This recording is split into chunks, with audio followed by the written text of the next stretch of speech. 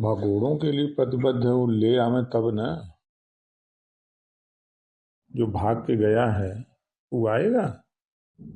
यहाँ से लूट के लेके माल चला गया है तो लाख कोशिश करें, लोग आने वाले नहीं है। वो कह रहे प्रक्रिया चल रही है ताकि भारत लौट के अदालत में पेश किया जा सके। प्रक्रिया तो चलाते रहेंगे, प्रक्रिया चलती रहेगी। फिर जब वो देश सहमत होगा तब ना।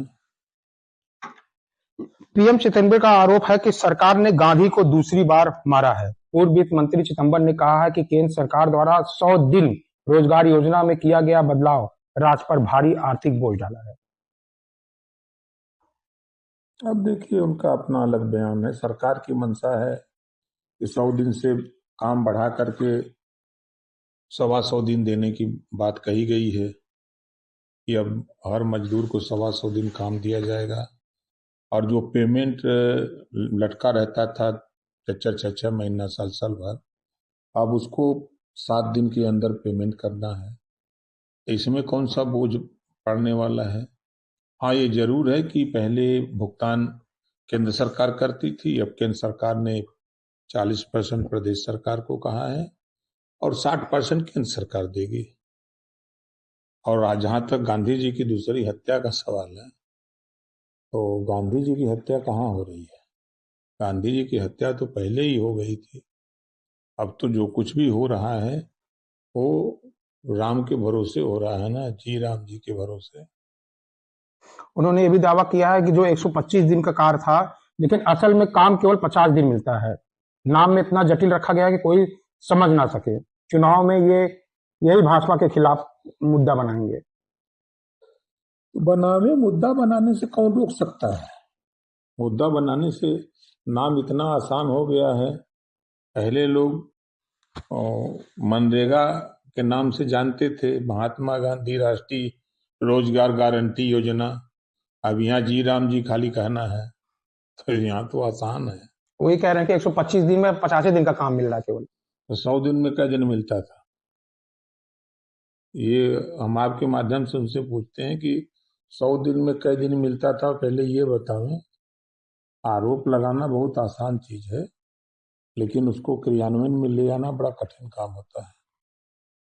मतदाता सूची संशोधन पश्चिम बंगाल में स्थानीय अधिकारियों ने आशंका जताई कि बड़ी संख्या में मतदाताओं के नाम सिस्टम द्वारा स्वतः हटाए जाने का जोखिम है। देखिए, जो साक्ष्य सबूत दे पाएगा वो रहेगा, जो नहीं दे पाएगा, जो विदेशी है वो विदेश जाएगा। नोटिस जारी करने के लिए कह रहे हैं कि अधिकारियों में भूमिका नहीं है, शनिवार से सुनवाई शुरू होगी। निश्चित है, कार्रवाई तो होनी चाहिए। जो बाहर के लोग यहाँ रह रहे हैं और अवैध तरीके से, तो उनको तो निकालने की कार्रवाई होनी चाहिए। यूपी में एसआईआर की डेट फिर बढ़ने की सूचना आ रही है। क्या अभी तक मतदाताओं के जो कई करोड़ लोगों के काटने की बात हो रही थी, क्या अभी भी यूपी में एसआईआर चलेगा कि इस तरीके की? चुनाव आयोग का है, चुनाव आयोग अगर चाहेगा तो फिर बढ़ाएगा। जो बचे हुए मतदाता हैं, जो जिनका खोजबीन हो रही है, और अगर कुछ ऐसे हैं उनको अंदाज है कि इनकी संख्या बहुत बची नहीं है, तो अगर चुनाव आयोग डेट बढ़ाता है तो फिर उनको खोजा जाएगा कि किस बिल में घुसे हैं, उनको निकाला जाए। बड़ी संख्या में नाम काटे गए हैं यूपी में। नहीं, देखिए, कहने के लिए नाम काटे गए हैं।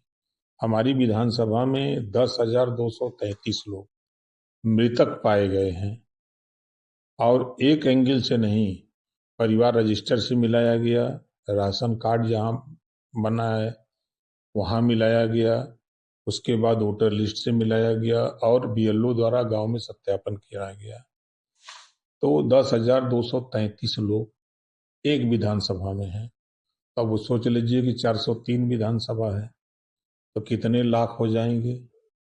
और हमारे यहाँ 25,667 लोग छोड़ करके चले गए हैं। ये वो लोग हैं जो शहर, गांव से छोड़ के शहर गए और शहर में अपना नाम करा लिए। तो एक ही जगह नाम होना है। करीब लगभग 6,000 के ऊपर, 6,000 समथिंग लोग स्टेट के बाहर हैं। हमसे जुड़े रहने के लिए हमारे YouTube चैनल को सब्सक्राइब करें और नई वीडियो की नोटिफिकेशन के लिए बेल आइकॉन को दबाएं। अगर आप ये वीडियो Facebook पर देख रहे हैं तो लाइक जरूर करें और ज्यादा से ज्यादा शेयर करें। धन्यवाद।